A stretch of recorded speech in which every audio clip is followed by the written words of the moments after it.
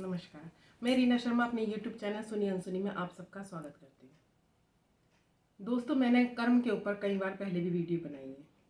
कहते हैं कि जो कर्म है वो आपका पीछा कभी भी नहीं छोड़ते। कई जन्मों तक आपको आपके कर्म जो है पीछा करते हैं। अगर कोई कहे कि हमें वो तो बड़े मज़े में है, उसको उसके कर्मों का हिसाब नहीं मिला, तो ऐसा कुछ नहीं है। हो सकता है इस जन्म में ना मिला हो, कोई उसके ज़्यादा पुण्य रहा हो, जो भी रहा हो, लेकिन अगर उसके अच्छे या बुरे कर्म जो भी होते हैं वो जन्मों जन्मों तक उसका पीछा करते हैं, जब तक कि उसको वो अपने उसमें जब तक उसको मिल नहीं जाता है उसका फल, चाहे वो अच्छा हो चाहे बुरा हो।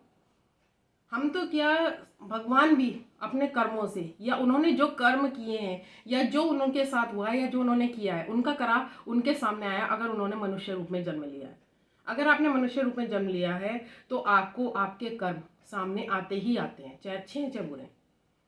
इसका एक वाक्य है, हमारे पुराणों में कहा जाता है कि जब इसका कंस का वध करने के बाद कृष्ण जी माँ देवकी को और वासुदेव जी को जेल से छुड़ाने जाते हैं, तो देवकी माँ उनसे पूछती हैं कि कृष्ण, आप तो स्वयं देवता हैं, तो आपको 14 वर्ष क्यों लगे हमें छुड़ाने में? आप चाहते तो हमें शुरू में से ही कंस की कैसे छुड़ा सकते थे और ये सब कुछ कर सकते थे।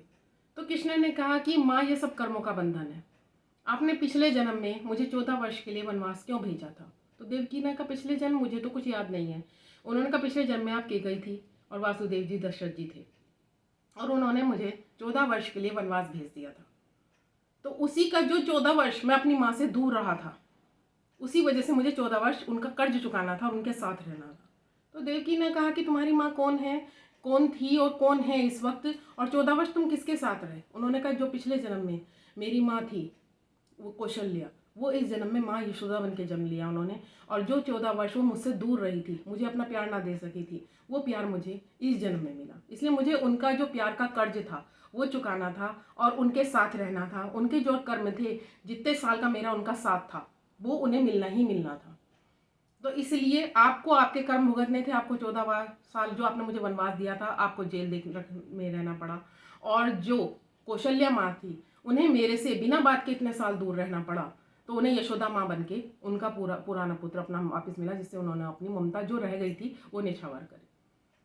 तो जो इंसान का, आदमी कहता है कि किसी पे कुछ करता है या कुछ भी होता है, दूसरे के सुख से दुखी होकर उसके ऊपर कुछ करा देता है, कुछ भी आदमी सोचता है अरे यार मेरे तो कर्म बुरे हैं। कर्म का कुछ नहीं होता। फ्यूचर में आपका जो है ना प्रारब्ध का अच्छा बुरा, वो आपको मिल के रहेगा। आज कुछ हो सकता है आपको ना मिले, लेकिन कुछ समय बाद आपको वो दुगना सूद समेत वापस मिलता है। जैसे किसी को अपना किया कराया, खराब किया कराया, सूद समेत भगवान वापस देता है दंड के रूप में।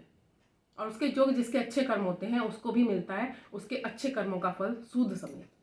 तो भगवान पर विश्वास रखें, जो करता है हमेशा अच्छे के लिए करता है, अच्छा होता है, अच्छा करते हैं अच्छा होता है। जब भगवान भी इन चीज़ों से पीछे नहीं रहे, कर्म भोगने से, तो फिर हम तो एक आम इंसान हैं। दोस्तों, अगर आपको मेरी वीडियो पसंद आई हो तो प्लीज़ लाइक और सब्सक्राइब करना ना भूलें। नमस्कार।